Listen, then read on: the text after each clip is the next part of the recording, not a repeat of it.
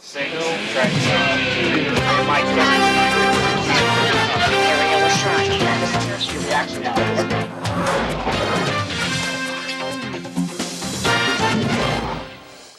Good evening and welcome to NewsCenter at 9:30. I'm Chad Walling. And I'm Casey Cavall. A normally quiet Muncie neighborhood is now being labeled a dangerous one by some of its residents. And they say traffic is a real threat to the safety of elementary school students. NewsCenter reporter Dustin Grove has tonight's story. Muncie's Halteman Village, normally your everyday peaceful, quiet neighborhood. Lately, though, some neighbors are calling it a danger. Too much traffic and too fast. Have you seen an increase in traffic lately? Yes, since Everett Road has been closed off. Traffic goes by a little too fast on this stretch of road. There's a stop sign up there, and then there's nothing between here and the elementary school. So Carolyn McKay and 49 of her neighbors along this stretch of Purdue Avenue are petitioning the city for speed humps. A speed hump is about 6 inches high and about 8 feet wide, and if I understand it correctly, it's got maybe vibrators on the top, so it won't stop traffic, but it'll slow it down quite a bit. A city engineer will study the request, a recommendation expected in 2 weeks. This is McKay's 4th mailbox in just a few years. The past 3, all victims of what she calls reckless driving. But the mailboxes are the least of her worries. The main concern is the kids that are walking to school. There are no school buses taking kids to Mitchell. Everybody walks or is driven. But not all residents agree with the idea of speed humps. Jim and Carol Dickerson have lived in the area for 30 years. It's not anything that we're worried about, and we're right here on the corner of the busiest part of the both intersections. The Dickersons also upset because they weren't even asked to sign the petition. That was the biggest thing that upset us. One problem that we have noticed, especially since we have the Everett Road traffic, is some of the traffic does not stop completely here. But just a little law enforcement might take care of that. Dustin Grove, NewsCenter 43. The Board of Public Works and Safety is looking into the matter. A recommendation is expected in 2 weeks. We'll let you know what happens. And the parking lot at the corner of McKinley and Riverside was closed earlier today in preparation for Ball State's new music building. The new 86,000 square foot music facility will include a performance hall, studios, and a library. Assistant Director of Facilities Planning Greg Graham says work on the site will likely start in mid-November. And there's a big controversy surrounding the Art and Journalism building's new food court. The problem is that students can't use their meal cards for lunch between 11 and 1. Students who want to eat in the Atrium on weekdays during those hours are stuck paying with cash or Cardinal Cash. A line of hungry students usually starts at about 10 to 1. They then rush to get their food and have to wait in line until they receive the okay to pay with their meal cards. So far, the university hasn't made any known attempts to address or resolve the problem. Ball State University is conducting a national search for a new position dedicated to international education. The position would coordinate all activities in international education, including the Center for International Programs. Candidates must have an earned doctorate and experience in international education. This position is expected to be filled by July 1st of 2002. And from our partners at the Ball State Daily News, here's a look at tomorrow's headlines tonight. Read a review of tonight's musical Titanic, find out about suspected arson in Hurlbut Hall, and read more on email hoaxes and folklore plaguing the internet. Those stories and more in tomorrow's edition of the Ball State Daily News.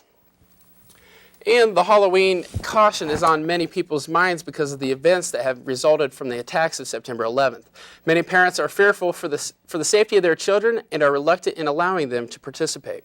Experts say, however, it is important for parents to allow their children to take part in some sort of celebration. And if your kids are itching to go out and have a spooktacular Halloween, here's a look at some of the local trick-or-treat times. If you live in Muncie, trick-or-treating officially starts Wednesday at 5 p.m. and in Yorktown, it's Wednesday from 5 to 7 p.m. And Selma's hours are Wednesday 6 to 8 p.m. in Daleville. The fun lasts from 5 to 8 p.m. on Wednesday. And in Albany, kids will be out on Wednesday from 6 to 8 p.m. And we'll take a break and look at the forecast. Milan? Well, since you're talking about trick-or-treating, Wednesday will have a great, perfect day, sunshine, and just beautiful skies for them to go out for trick-or-treating. For tonight for us, though, it's just going to be 49 degrees out there. It's going to be partly cloudy with southwest winds at 4 miles per hour. So a calm and beautiful night for us tonight, and it's certainly a change from what we have been seeing over the weekend. But I'll have your complete forecast in just a few. Okay. And next on News Center at 9:30, we'll show you how the economy is affecting some Muncie residents. And you'll find out what famous building opened its doors. Stay with us.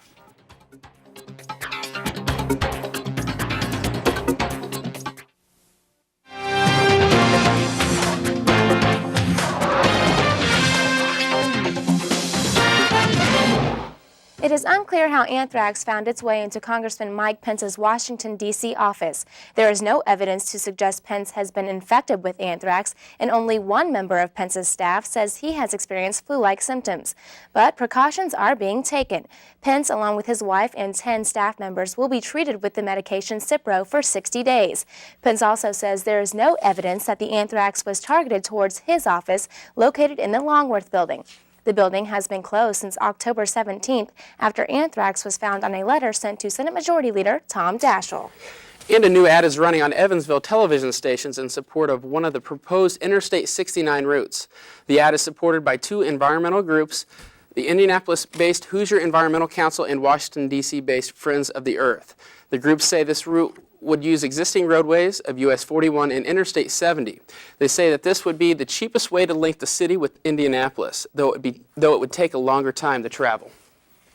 American Transair says it finished reinforcing the cockpit doors of its Boeing 737 and 757 aircraft last week. The Indianapolis-based airline says the doors are equipped with restraints that resemble door bars. ATA expects to have all the cockpit doors of its Lockheed 1011s and Boeing 727s reinforced by November 1st. And ATA offers flights from Chicago Midway and Indianapolis to 32 destinations. And how's the economy affecting Muncie residents? News Center's Melissa Cordial found out. I'm not happy with it, the way the economy is. Kenneth Patterson isn't the only person unhappy with the economy right now. So are hundreds of thousands of people who will or have lost their jobs. Over 50 nationwide companies are cutting over 60,000 jobs. Why is this happening? Transportation cost obviously goes up with all the things we have to do to make sure transportation's safe. To the extent communication costs are going up because we're having to check mail and do everything else. Transaction costs in general in the economy have gone up. What that means is the pace of business slows, and a quite logical consequence of that is businesses start laying off.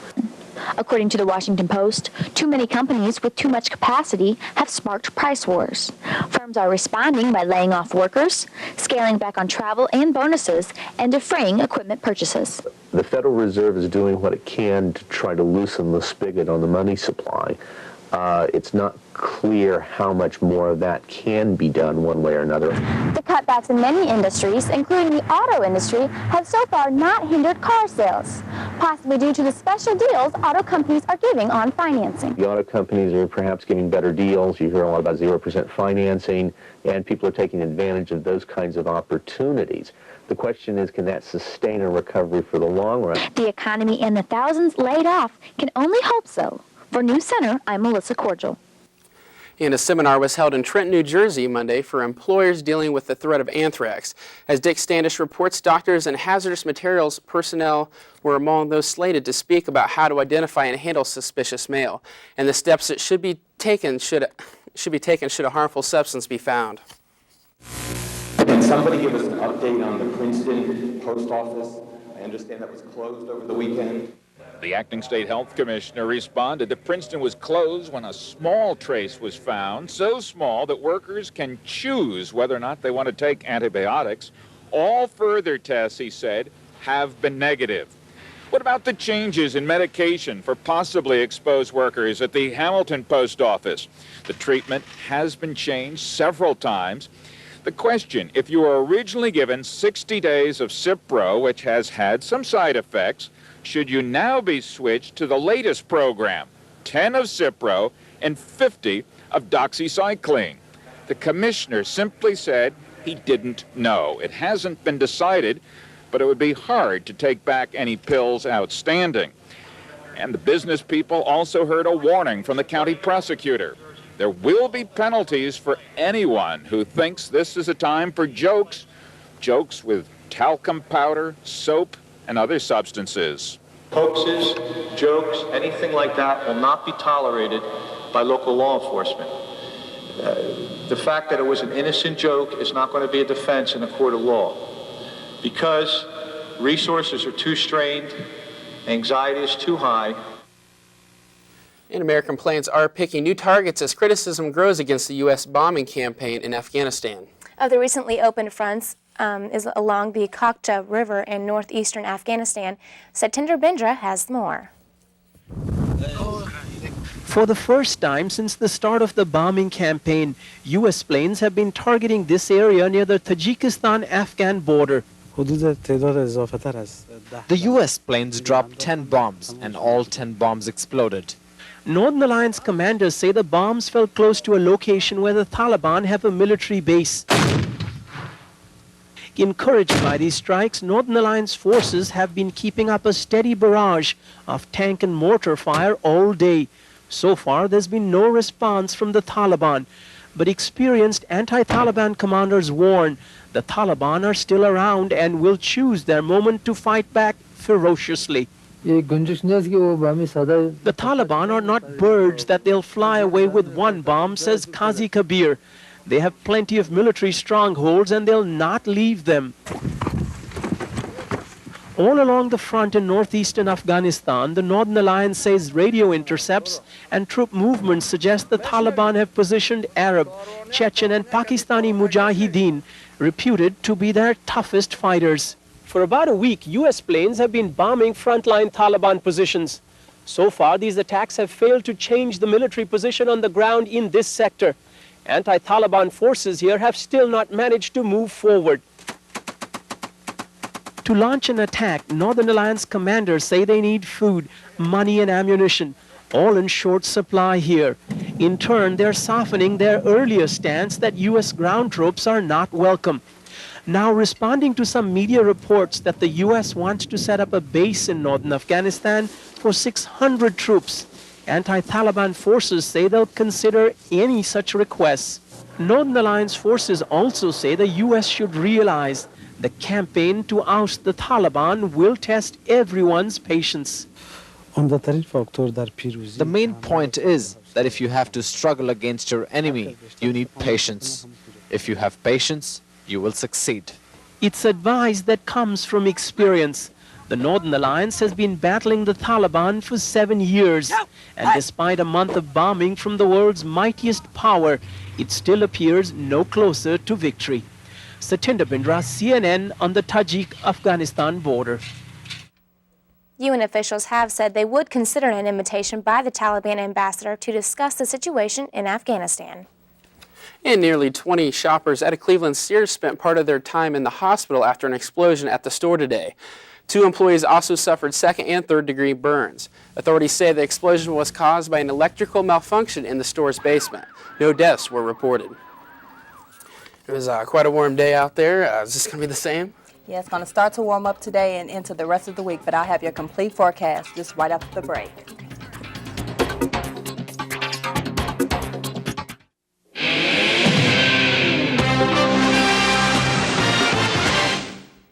We had a beautiful fall day today and quite a difference from what we were seeing last weekend with the gusty wind and the chilly weather. And for us today, we got to 63 degrees. Our normal high is 57 degrees. And also you see our low this morning was at 39 degrees. Now as we take a look at our highs around Indiana, we see 63 is just a trend across Indiana with Fort Wayne, Muncie, Indianapolis, and Evansville all getting up to 63 degrees. As for our current conditions out there, it's mostly clear with 52 degrees with our winds southwest at 4 miles per hour. As we look at the satellite, we see we have a lot of cloud cover to the west, and this cloud cover is stretching over to our area, and it's going to have us with some partly cloudy skies for tonight. But as we take a look at our radar, nothing really going on, nothing really to talk about, just calm and clear temperatures for most of the U.S. out there. And as we take a look at for tonight, we see that we have this cold front into our area, and just above this cold front is a high pressure. Now with this high pressure, it's just going to be a warming trend for us, which is going to last today and leading it up until Friday.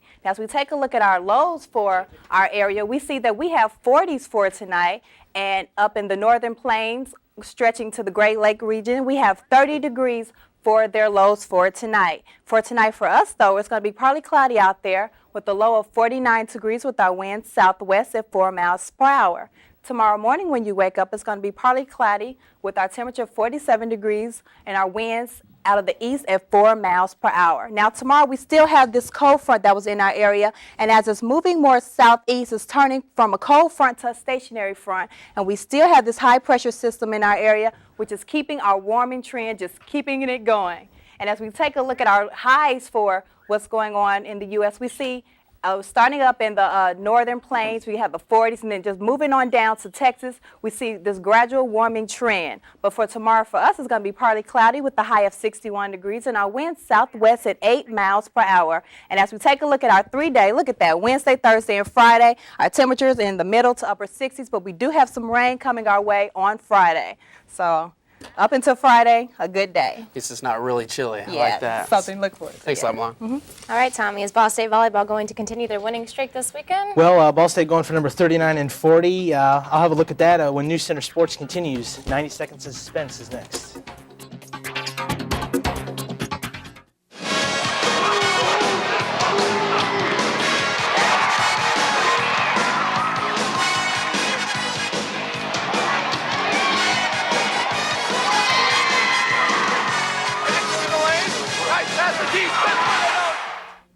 The Ball State Fighting Football Cardinals are now 3-4 after starting the season on a 4-game winless streak. You know, if only every game this season were homecoming, the Cards might even be undefeated. 7 out of Ball State's last 8 victories have come on homecoming. 2 weeks ago, it was Eastern Michigan's homecoming. Last week, it was ours. And this week, the Yukon Huskies fell in their homecoming 10-5 to the Cards. Marcus Merriweather posted 144 yards on 33 carries and a third-quarter touchdown that gave Ball State the lead 7-3. In the fourth, punter Reggie Hodges ran out of the back of the end zone with 4 seconds left to prevent a possible Husky punt return. Ball State plays host to Central Michigan Saturday at 1 p.m. and goes for win number 4 in a row.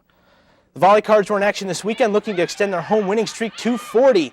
On Friday, the Cards handed their 39th straight home defeat to the Ohio Bobcats in straight sets. Then on Saturday, they avenged their loss to Eastern Michigan earlier this season, beating the Eagles in 4 games for their 40th straight victory at Worthen Arena. Megan Hammonds is only 17 kills away from becoming the MAC's all-time leader, and she'll have a chance to make her mark on history Wednesday as the Cards play host to Miami at 7 p.m. To call the Ball State women's volleyball program a dynasty might be a little bit of an exaggeration. However, to call the man who owns the best winning percentage in MAC volleyball history a legend in the making would be right on target. NewsCenter's own Ricky Semler takes a look at what makes Randy Litchfield so special to his players. Sprint for your target, and this one's going to be hard because you're starting from the corner. Very serious. You target this ball. Very intense. Let's make some changes. He's very dedicated to our team. He's a man who takes great pride in developing volleyball players. During his 13-year tenure at Ball State, head coach Randy Litchfield has coached 3 MAC Players of the Year and 43 All-Mid-American Conference selections. If I do anything well, it's probably my ability to identify real good athletes who maybe aren't such great volleyball players who can come here and we can train, and then all of a sudden they're elite. It's these elite players who have helped Ball State to 9 consecutive 20-win seasons or more. A lot of this is due to the way Coach Litchfield will not allow his players to settle for being average. If we're going out and we're not playing as good as we can, then we're just cheating ourselves, and he knows that we're doing that. So, you know, he just helps keep us focused. Uncontested, Susie. With Coach Litchfield in charge, the Ball State women's volleyball team has made their mark as one of the elite teams in the MAC. Now their focus is on making a name for themselves as one of the best teams across the country in women's volleyball. It's been a work in progress, and you know that's what I try to really remind my players of. Current players on this roster have inherited a lot of great things that former players have accomplished, and we are considered one of the nationally elite teams. Ball State's just as good as any other school, and people are realizing that we're big contenders. For NewsCenter, I'm Ricky Semler. Let's talk a little high school football. Delta High School wants the championship they narrowly missed a year ago, and so far they're on the right track to get it as we take you to the second round of sectional play. And there's Joey Lynch, of course, son and brother of some famous Billies at Ball State. Score knotted at 6 when Delta fullback Aaron Kirchhoff takes it in from 8 yards out.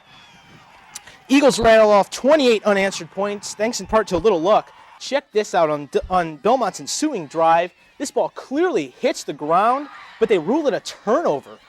I don't know why, but they did. That set up this touchdown pass from Lynch. He hooks up with Jake Miller over the middle, breaks the tackle, and he takes it to the house. 32 yards. Eagles up 35-6, and they pour a little salt in Belmont's wounds. Couple drives later, Lynch finds Patrick Jackson's little brother Chris for the long touchdown strikes, and the Eagles send the Braves packing, winning 42-12. Next week, Delta and Muncie Central will clash head-to-head at Delta for the sectional championship. And that's a quick look at sports. All right. Good high school football action. And which famous building can you now go and visit? Find out after the break. And a final look at your weather. Stay tuned.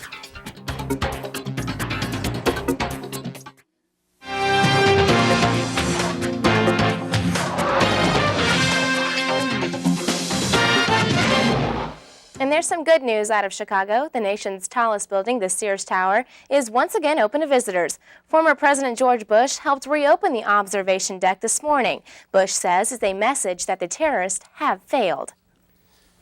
And we'll take a last look at the weather, Milan. Well, we had a beautiful day today, but for tonight, it's still going to remain beautiful out there. And as we take a look at our tonight graphic, look at that, partly cloudy with the low of 49 degrees, and our wind will be southwest. And tomorrow when you get on with your day, it's going to be partly cloudy with the high of 61 degrees. So just a beautiful day tomorrow. Thanks a lot. Thanks a lot. And thanks for joining us at News Center at 9:30. I'm Chad Walling. And I'm Casey Cavallo. News Center 43 is an official CNN Student Bureau. Be sure to tune in tomorrow for News Center at 5:30. Good night.